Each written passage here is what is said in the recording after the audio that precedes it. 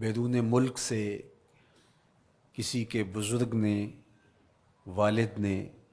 یا کسی کے بیٹے نے آنا ہو تو وہ 2 ماہ قبل ہی آنکھیں فرش راہ کیے ہوتے ہیں اور گن گن کے دن گزار رہے ہوتے ہیں، اور جو ہی لمحے قریب آتے ہیں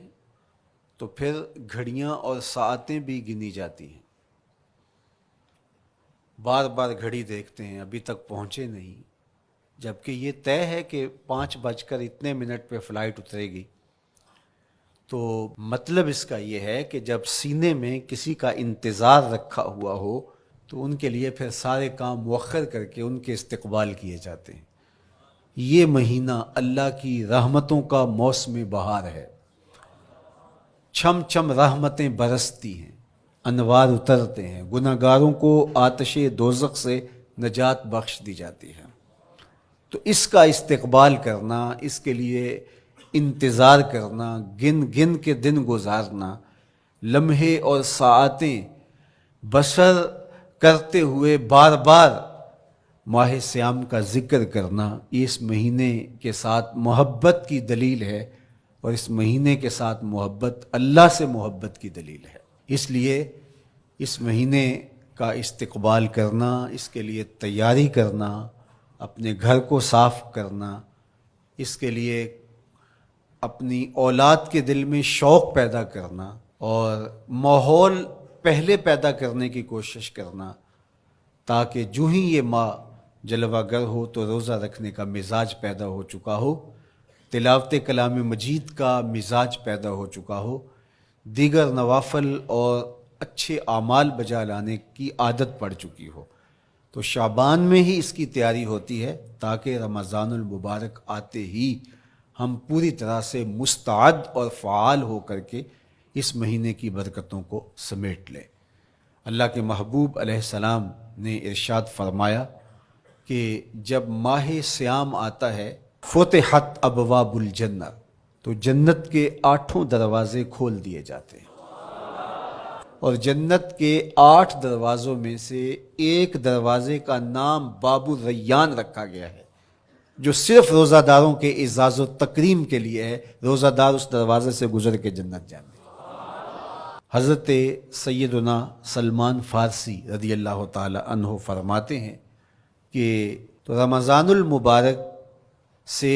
قبل حضور نے یہ خطبہ ارشاد کیا، یا ایھا الناس، اے لوگو، قد اظلکم شہر عظیم، اللہ نے تمہارے اوپر ایک بہت پاکیزہ، پر نور، عالی مرتبت مہینہ سایہ فگن کر دیا ہے۔ شہر فیہ لیلۃ خیر من الف شہر، اس مہینے میں ایک ایسی رات ہے جو 1000 مہینے سے بہتر ہے۔ جعل اللہ صیامہ فریدہ و قیام لیلۃ تطوع، اس مہینے کے دن کے روزے فرض قرار دیے گئے اور راتوں کا قیام نفل بنایا گیا۔ ومن تقرب فیہ بخصلۃ من الخیر کان کمن ادی فریدۃ فیما سواہ، ایک نفل کا ثواب ایک فرض کے برابر اس مہینے میں کر دیا جاتا ہے۔ ومن ادی فریدۃ کان کمن ادی 70 فریدۃ فیما سواہ، اور اگر کوئی ایک فرض ادا کرتا ہے تو اس کو 70 فرائض کا ثواب ملتا ہے۔ وہو شہر الصبر، یہ مہینہ صبر سے کھاتا ہے، ہونے کے باوجود بھی انسان تناول نہیں کرتا۔ ٹھنڈا میٹھا مشروب میسر ہے اور زبان کانٹا بن گئی، حلق خشک ہو گیا، لیکن اس کے باوجود بھی ایک گھونٹ حلق سے نیچے اتارنے کا روادار نہیں ہوتا، تو یہ صبر کی عادت ڈالتا ہے۔ اور سنو، صبر کا ثواب جنت ہے۔ وشہر المواسات، اور یہ ہمدردی کا مہینہ ہے، باہمی پیار کا مہینہ ہے، الفتیں بانٹنے کا مہینہ ہے، نرم دلی کا مہینہ ہے، ایک دوسرے کے احساس کا مہینہ ہے۔ جب کوئی شخص بھوک اور پیاس کاٹتا ہے تو اس کو پھر محسوس ہوتا ہے، بالخصوص امراء، کہ بھوک کیا بلا ہوتی ہے، اور جو نان شبینہ کو ترستے ہیں اور جنہیں کھانا میسر نہیں آتا ان کی زندگیاں کتنی تلخ ہوتی ہیں۔ تو بھوک اور پیاس احساس پیدا کرتی ہے، وشہر یزاد فیہ رزق المومن، اور یہ ایسا مبارک مہینہ ہے جس میں مومن کا رزق بڑھا دیا جاتا ہے، غرباء تک بھی اللہ کی نعمتیں وہ پہنچتی ہیں جو عام دنوں میں ان کو میسر نہیں ہوتی، اور امراء بھی نعمتوں کا لطف لیتے ہیں، اس لیے کہ بھوک کاٹنے کے بعد جب ان کو نعمت میسر آتی ہے تو پھر انہیں احساس ہوتا ہے۔ وَمَنْ فَطَّرَ فِيهِ صَائِمًا كَانَ مَغْفِرَةً لِذُنُوبِهِ، جس نے روزہ دار کا روزہ افطار کروایا، یہ افطاری گناہوں کی مغفرت اور آتش دوزخ سے گردن کی آزادی کا مجدہ جاں فضا بن جائے گا۔ وَقَانَ لَهُ مِثْلُ أَجْرِهِ مِنْ غَيْرِ أَنْ يَنْقُصَ مِنْ أَجْرِهِ شَيْءٌ، اور روزہ افطار کروانے والے کو روزہ رکھنے والے جتنا اجر ہی دیا جائے گا، لیکن روزہ رکھنے والے کے اجر میں بھی کوئی کمی نہیں واقع ہوگی۔ تو صحابہ کا تو دل تڑپنے لگا کہ یہ کتنی بڑی بات ہے۔ انہوں نے کہا اے اللہ کے پیارے رسول صلی اللہ علیہ وسلم، ہم میں سے تو ہر بندہ یہ طاقت نہیں رکھتا کہ روزہ دار کو روزہ افطار کروا دے، تو یہ تو پھر اہل زر ہی یہ سعادت حاصل کر پاتے ہیں۔ حضور نے ارشاد فرمایا یؤتی اللہ ھذا الثواب، یہ ثواب اللہ اسے شخص کو بھی عطا کرے گا۔ من فطر صائما علی مزقۃ لبن او تمرۃ او شربۃ من ماء، جس نے کسی کا روزہ ایک گھونٹ دودھ سے کھلوا دیا یا ایک کھجور سے کھلوا دیا یا پانی کے ایک گھونٹ سے اس کا روزہ افطار کروا دیا۔ ومن اشبع صائما، اور جس نے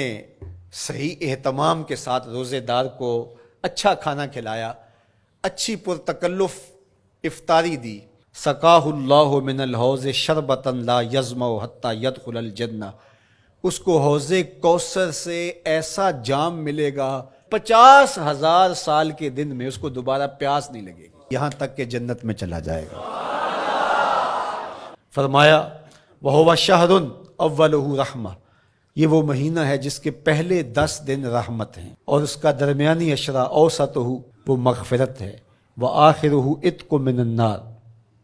اور اس کا آخری عشرہ جو ہے وہ آتش دوزخ سے نجات کا ضامن ہے۔ کہا کہ 4 کام اس مہینے میں کثرت کے ساتھ کرو، وہ 2 خصلتیں، 2 کام جن کے ذریعے سے تم اپنے رب کو راضی کر سکو۔ فشہادۃ اللہ الہ الا اللہ، وہ گواہی دینا ہے لا الہ الا اللہ،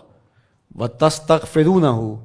اور تم کثرت سے استغفار کرو، اللہ سے بخشش مانگو، اللہ سے جنت طلب کرو اور دوزخ سے پناہ مانگو۔ تو یہ کام جو تمہاری ضرورت ہے تم اس مہینے میں کثرت کے ساتھ کرو۔